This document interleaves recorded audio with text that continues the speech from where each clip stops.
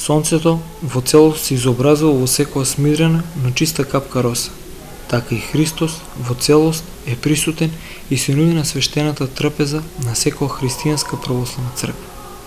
На своите пречисни он им дава светлина и живот, а тие, присоединувајќи се кон божествената светлина и живот, и самите стануваат светлина и живот. Токму, како што капките роса, примајќи ги на себе зраците од сонцето, и самите почуваат да зрачат со зраци кои се слични на сонцевите. Ако материјалното и распадливото, како творба која Создателот за миг без напор ја создава, може истовремено да се изобрази во безбројните капки вода, тогаш зошто Создателот, семоќен и секаде присутен, не би можел да биде во целост и истовремено присутен во своите пресвети тело и крв и божество во безбројните храмови, каде што по негова заповед е востановено на лебот и виното да се признава се Светиот Дух заради извршување на најголемата, најспасоносна и најнесватлива света тајна. Господ, вели светиот Василий Велики, подпирајќи се на Светото писмо и на Светото предание, пред да појде на доброволна и преславна животворна смрт, ноќта, кога се предаваше себе за живот на светот, го зеде лебот во своите пречисти раце и му го покажа на Бог и Отец, заблагодари, го благослови, го освети, го прекраши и им го даде на своите ученици апостоли велики. Земете, јадете, ова е моето тело кое се прекршува заради вас, заради простување на гревовите. Исто така, земајќи ја чашата со родот лозарски, го раствори, заблагодари, благослови, освети и ми ја даде на своите свети ученици апостоли велики. Пијте од неа сите, ова е мојата крв на новиот завет, која се пролева за вас и за многумина за опуштање на гревовите. Овие, тело и крв, се вистинските тело и крв на Богочовекот, кој он ги позајмил од Пресветата Дева. Тоа тело и таа крв се божествени, бидејќи вистински се соединети со Божеството. Не се симнува оно тело, вели светиот Јован Дамаскин, кое се вознело на небото, туку лебот и виното се претвораат во тело и крв Божија. Но, ако го истражуваш начинот на кој тоа се случува, доволно е да слушнеш дека тоа се случува со Светиот Дух и тоа токму така како што Господ за себе и во себе во Светиот Дух го создал телото од Светата Богородица. Ништо повеќе не знаеме, освен дека Логосот Божи е вистински, дејствен и сесилен, дека начинот на неговото дејствување е недостапен за испитување. За да го извлечеме човечкиот род од падот и од погибелта, триипостасниот Бог со едно од своите лица прима човечка природа и го обновува човекот во себе и со себе, овозможувајќи му со тоа неспоредливо поблиско соединување со себе, отколку што било дарувано за време на создавањето. Синот Божи по природа, кој се очовечил и станал родоначалник на луѓето, ги направил синови Божи по благодат. Зачнувањето и раѓањето слично на животинското, на кој човекот им се починил по падот, се отфрлаат, ги покрива, така да се каже, со раѓањето од Светиот Дух на крштението. Препородените луѓе се претвораат од тело во дух, не по природа, туку по особините. Зашто роденото од тело тело е, а роденото од дух дух е. Евангелие според Јован, 3 глава 6 стих. Христијаните, кои од Адам се раѓале во смрт, сега се раѓаат како синови Божи. Нивниот живот е наречен нов живот и на вистина представува ново раѓање, како што сведочи евангелистот Матеј во 19 глава 28 стих. Тоа е живот за вечност, сосема поинаков од животот за смрт. Тоа е втор живот, повторно даден, откако првиот е загубен преку падот, преку вечната смрт. Но состојбата на новиот живот е дарувана храна која одговара. Како што раѓањето за нов живот е раѓање од Светиот Дух, така и храната која му се дава на обновениот човек е подготвува Светиот Дух. Таа храна се телото и крвта на Богочовекот, телото Господово е дух животворен, рекол светиот Јован Дамаскин, бидејќи е зачнато од животворниот дух. Ова го велам не понижувајќи ја и не отфрлајќи ја природата на телото, туку во желба да ја покажам целата негова божественост и животворност. Светите Христови тајни, бидејќи се тело и крв на Богочовекот, за телесните сетила, го чуваат надворешниот изглед на лепи вино, се гледаат лепи вино, мирисаат лепи вино, можат да се допрат лепи вино, се чувствува вкус на лепи вино. Светите тајни се покажуваат и појавуваат преку своето дејство, така се покажувал и Бог прикриен со човечката природа. Он се покажувал и сведочил со своите дела.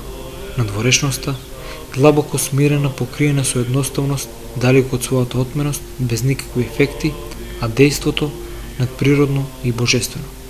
Со божественото дејство се возвишува достоинството на чудесно смирената надворешност. Токму така, Бог неописливо се смирил преку своето очовечување и неописливо чудесни и величествени во своето смирение. Тоа се однесува и на светите тајни. Што може да биде посмирено и пообично по својата надворешност од таа храна која им се дава на обневените луѓе, од таа обична, чудесна и страшна храна во која за јадење се дава Светиот Дух, во која за јадење се дава Богочовекот. Кој јаде од моето тело, рекол он, кој јаде од мене, ќе живее преку мене. Евангелие според Јован, 6 глава, 56 и 57 стих. Оние кои се пречистуваат со пресветото тело и пресветата крв, рекол големиот отец Јован Златоуст, стојат со ангелите и архангелите и со вишните сили облечени во царска Христова порфира, опашани со духовно оружје. Со ова се уште не сум кажал ништо големо, тие се обликуваат во самиот цар. Пијте од неа сите, заповеда Господ, зашто ова е мојата крв на новиот завет. Евангелие според Матеј, 26 глава, 27 до 28 стих. Сите се повикуваат на примање на крвта Христова. Повикот се прави од истата причина од која била дадена забраната. Во крвта Христова е неговата душа. За време на пречистувањето со светите тајни јасно се чувствува допирот на душата Христова и душата на причестникот. Без зборови, без поуки, со зборови, душата во себе почнува да чувствува мир, кој е тук на незината падната природа, кротост, смирение, љубов кон сите, хладнокрвност, кон распадливото и милливото, наклонетост кон идниот век. Овие чувства влегуваат во душата од Христовата душа, како што он рекол: Поучете се од мене, бидејќи сум кроток и смирен по срце, и ќе најдете мир за душите ваши. Евангелие според Матеј 11 глава 29 стих. Научете се не од ангели, не од човек, не од книга, научете се од мене, вели светиот Јован Лествичник, објаснувајќи ги зборовите на Спасителот, од тоа како ме усвоивте, од моето блескање и дејство со вас, дека сум кроток и смирен по срце, со помисли и со начинот на размислување, па ќе најдете смирение во внатрешните борби и олеснување за вашата душа од немирот кој го донесуваат помислите што доаѓаат од областа на паднатите духови. Такво е дејството на светите тајни, дејствувајќи на нас, тие воедно дејствуваат на нашите невидливи и неуморни пријатели, на демоните, оградувајќи се од нивниот сад човекот кој достојно ги прими во себе. Храната, однадвор гледано е материјална, која се зема со уста, дејствува против духовите, оковувајќи ги како со синџери. Трапезата на која однадвор гледано стојат левото и виното, се бори со духовните и ги победува. Си приготвил пред мене трпеза на очиглед на непријателите мои. 22 псалм 5 стих. Паднатите духови ја знаат силата на тајната Божја. Тие пред неа треперат и ја мразат, им завидуваат на оние што се пречестуваат, завидуваат со онаа завист на која се способни само демоните. Често и избезумено го напаѓаат оној што се подготвува за причест, ги расијуваат неговите мисли, ги наведуваат на неговото срце студенило и гнев, донесуваат тешки гревови спомени и фантазии и се трудат да оскварнат совеста, да го доведат христијанинот во недоумница, да му го попречат пречистувањето.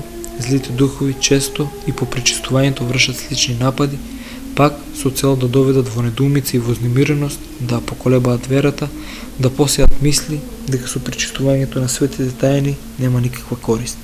Оваа невидлива борба, која злите духови ја потекнуваат против причесникот, служат како сведоштво за неголемата важност и корист од светите тајни. Скапоцено богатство, кое на човекот толку силно сака да му го одземат неговите непријатели. Да се утврдиме во верата и јуначки да се спротиставиме на нашите непријатели. Да се потрудиме, подготвувајќи се за пример на светите тајни, да го зачуваме вниманието над себе, да се потрудиме и по примањето на светите тајни да го се чуваме тоа внимание над себе, да не се плашиме од душевната бура што ја предизвикува наидувањето на духовите, да не дозволиме да не совладаат унинија и избунетост. Дејството на светите тајни нема да изостане, туку во душата на трпеливиот подвижник ќе се појави како што сонцето се јавува на небото кое ќе се исчисти од облаците. Непријателите мои ги гледа окото моје, рекол свети Давид, кога поминал немирот кој тие го предизвикале во неговата душа. Истото тоа ќе го исповеда за себе и причесникот со светите тајни, кога ќе се ослободи од налетот на духовите, кој дејството на светите тајни јасно ќе ги разобличи пред него. Секој што ќе се присоедини со внимание и побожност, со потребна подготовка, со вера, во себе чувствува промена, ако не веднаш по причестувањето, тогаш по одреденото време. Прека се мисли спуштен умот и на срцето, деловите од телото се обликуваат во спокојство, на лицето почива печатот на благодат, мислите и чувствата се сврзуваат со свештени, духовни врски, кои го скратуваат неразумното самоволие или комисленост. Со постојан побожен и внимателен живот, дејството на светите тајни ставува појасно, поопипливо и пообилно. Тоа дејство Светото писмо го споредува со помазување на главата, тоа е стумот со туковен елеј и со царска чаша, која силно ја опива чашата со чувства кои потекнуваат од Светиот Дух, кои потекнуваат од Христа, со постојано внимателен и побожен живот, станува сватлива до некаде несватливата милост Божја, која е покажена кон луѓето, уште повеќе што им подарено небесната храна. И милоста Твоја, така да го придржува кон спасение со својата надприродна сила оној, кој колку што е можно почесто и подостојно се причестува прека сите денови на неговиот живот и ќе престојува во небесниот дом Господов многу дни. 22 псалм, 6 стих. Телото лишено од материјална храна мора да стане жртва на смрт. Духовниот хлеб, односно телото Христово, го закрепнува срцето на човекот, го закрепнува неговото битие, му ја закрепнува волјата, умот, ги прави правилни желбите и впечатоците на душата и телото, природните особини на луѓето ги ослободува од болестите со кои тие се заразиле за време на падот, а кои се нарекуваат страсти, тоест страданија и болести. Духовното пиење ја помага духовната храна. Тој го предава на душата квалитетот на особините Христови. Христос на себе ги примал сите човечки особини освен гревот на особините на човечката душа Христова. Туги им се гревовните повреди, тие се непорочни заради соединувањето со Божеството. Тие се божествени. Со овие зборови, обожени особини, се напојува душата на оној која пие крвта Христова, како што материјалното вино, рекол свети Марко, се раствора во сите делови на оној што го пие, и во него е виното, и тој во виното, и така оној што ја пие крвта Христова се напојува со духот на Божеството, се раствора во совршената душа Христова и таа душа во него. И осветувајќи се на тој начин станува достојна за Господа, оној што се оддалечува од причестувањето со светите тајни, се оттуѓува од Христа и е препуште сам на себе, на својата природа поразена со вечната смрт. Вечната смрт во човекот, во неговиот ум и срце, ја победува единствено Христос. Он влегува како семоќен Бог во тајните човекови ризници и таму со смртта ја победува смртта. Ако тоа не биде направено, вечната смрт ќе остане во човекот, ќе остане како почеток и залог за вечната погибел.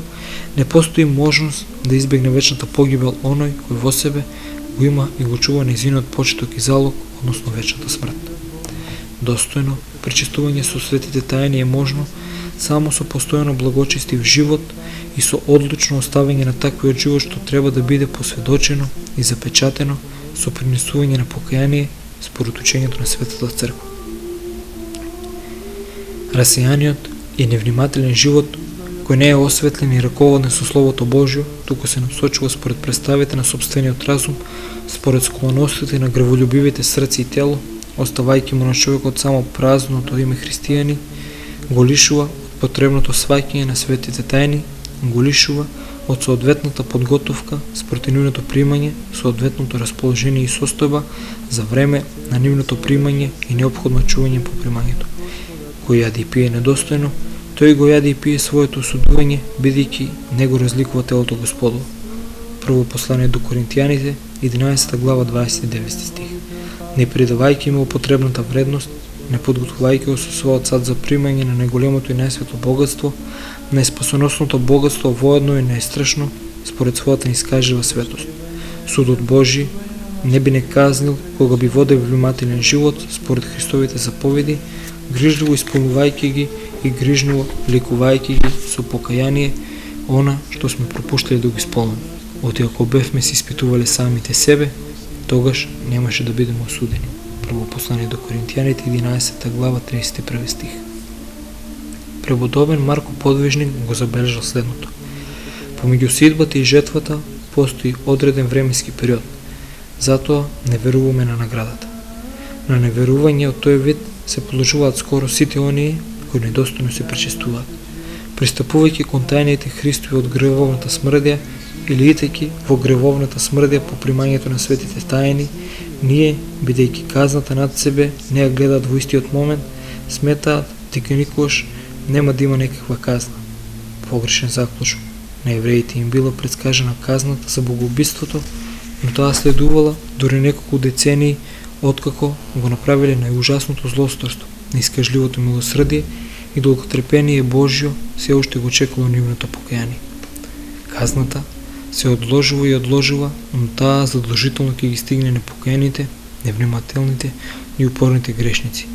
Незиниот почеток најмногу го гледаме во ненадејната смрт или во смртта од болест која одзема можноста за покаяние, а казната се извршува во зазгробниот живот. Не лажете се, вели апостолот, Бог не позволува да биде породен. Што ќе си посее човекот, тој ќе си жнее, кој се е во телото својо, телото ќе пожнее погиба, а кој се е во духот, од духот ќе пожнее вечен живот. Послание до Галатјаните 6 глава 7 и 8 стих. Што се однесува до чувството што сме го имале пред и по пречистувањето ќе ви кажам. Себе си никогаш не треба да се сметаме за недостојни за Христа и да му пристапиме како на лекар за нашите души и тела, заедно со лепрозните, слепите, демонизираните, бидејќи ние сме такви по душа. Но треба да се внимава, смиреноста на срцето да не премине во безнадежност, кој потекнува од надежта на себе, а не на Божјото милосрдие.